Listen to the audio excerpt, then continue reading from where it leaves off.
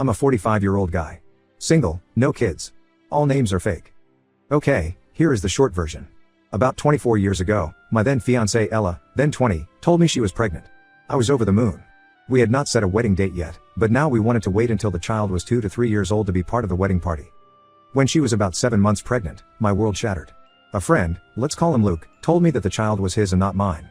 This led to a physical fight, and Ella took his side. We were done. I broke up with her there. She moved in with Luke. I did demand a paternity test. If the child was mine, I demanded to be in its life. After the birth of the girl, the test was done twice. By a clinic I choose and one she chooses. It turned out she was not mine. I was destroyed and left town. She could have her life, I didn't want to witness it. And not to the present. A month ago, my work brought me back to my hometown temporarily for 2 weeks. I ran into Ella with her daughter Nikki, 23, at an impromptu school reunion. Ella wanted to catch up. I wasn't angry anymore, but I also did not see the point of being friends. I declined and mingled. After a while, I sat at a table, nursing a drink. Ella has already left, and Nikki sat at my table. She asked for 10 minutes to talk. She knew about my history with her mother. And it was clear that she resented her mother. Because Luke was also not her biological dad. Ella cheated on me with at least 2 people. 23 and revealed the real bio dad. He had passed away already. When Nikki was 7, Luke found out and kicked them out. And it became a scandal. Nikki was bullied her whole life for being the affair baby. Luke's family disowned her. All the cousins she was close with were gone all of a sudden. She blamed her mother. I asked her why she told me all of this. She said that I am someone who would understand this betrayal. And she is a product of that betrayal.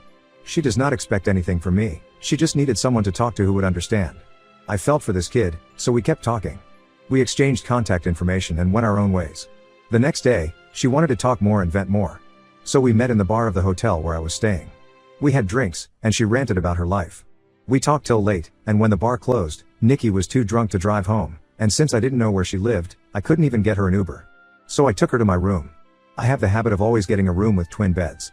So she slept in one bed, and I slept in the other. Nothing happened.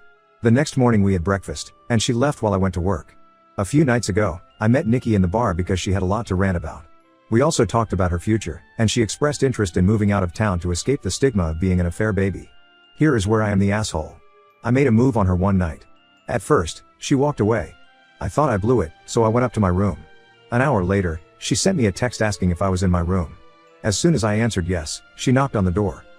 I was sober, she was sober, I had time to think. I could have sent her away, but I didn't. This is the daughter of my ex-fiancé. If I had never found out Ella cheated, I would have raised Nikki as my own daughter. But I found out, and Nikki is not my daughter.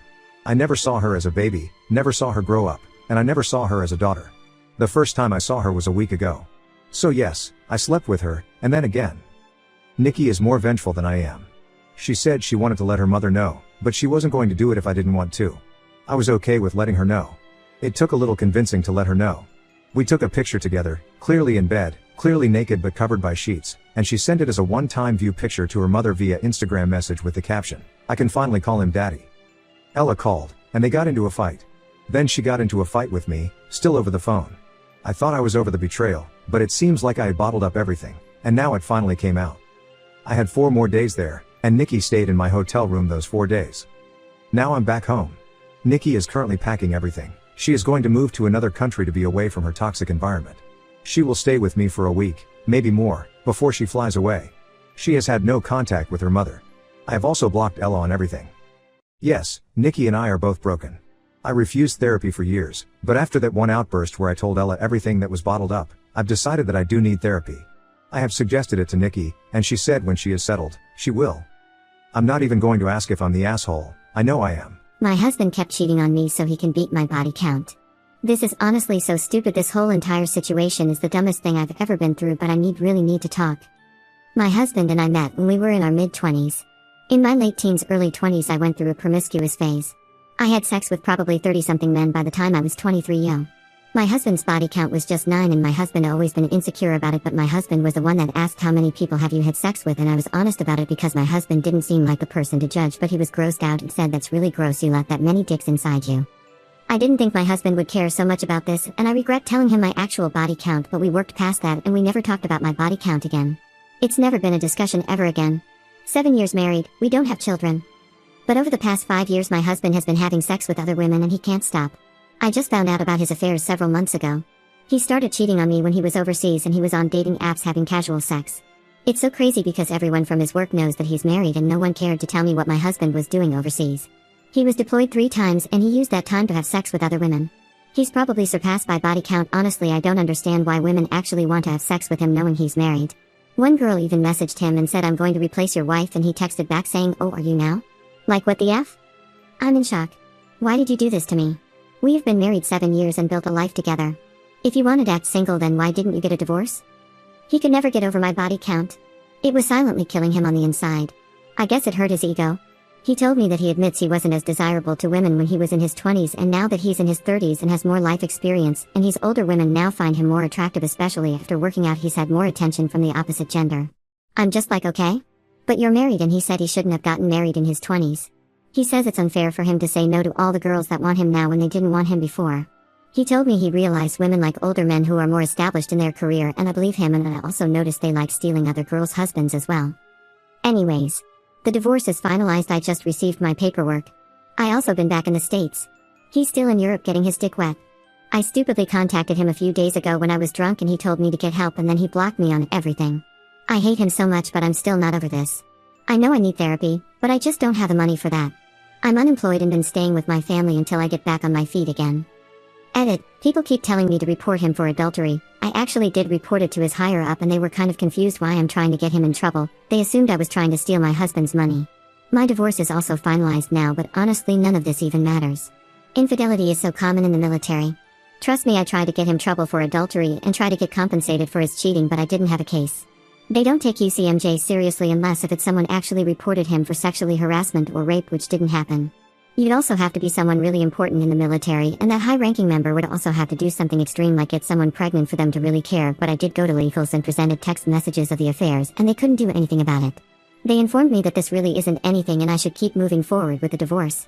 They told me they know it sucks, but I need to move and leave with my dignity. Infidelity isn't going to hurt his career. I walked away gaining nothing from this divorce other than a heartbreak. This is unfortunately really common. I personally know a lot of people that cheated in the military, and the most common outcome was they would get divorced and receive child support, which everyone else is entitled to no matter what the reason for divorce is. My pregnant fiancé is refusing to take a DNA test. Throwaway account. I don't post personal matters on my main account. My fiancé and I are not married yet, and I don't want to get married until the paternity of my alleged baby is established. My fiancé is 14 weeks pregnant, and I know a DNA test is possible during pregnancy, and I can wait until after she has the baby to find out if I'm the father, but she refuses to take a paternity test because she doesn't want to know who the father is, because if it's meant to be, it's meant to be, and because I should be proud to be a father no matter the results, and that DNA doesn't make a family, love does. But I don't want to financially and emotionally invest in a baby that possibly isn't mine. I also told her I would refuse to sign the birth certificate because I don't want to be on the hook for child support if this baby isn't mine. My uncle signed a birth certificate and it turned out the baby wasn't his, but he was still responsible for child support since he signed the birth certificate, and he never got any of that money back, so I really don't want to be in that situation. Okay, sorry for the confusion. I realized I should have mentioned this in the beginning. My fiancé and I were on and off recently, but we were still intimate, and she was also intimate with someone else, but we got back together, and she found out she's pregnant, and we don't know whose baby it is. She says she also doesn't want to take a paternity test because she doesn't want the baby to be the other guy because he's a loser, she doesn't love him, and she wants to have the baby with me. I'm conflicted.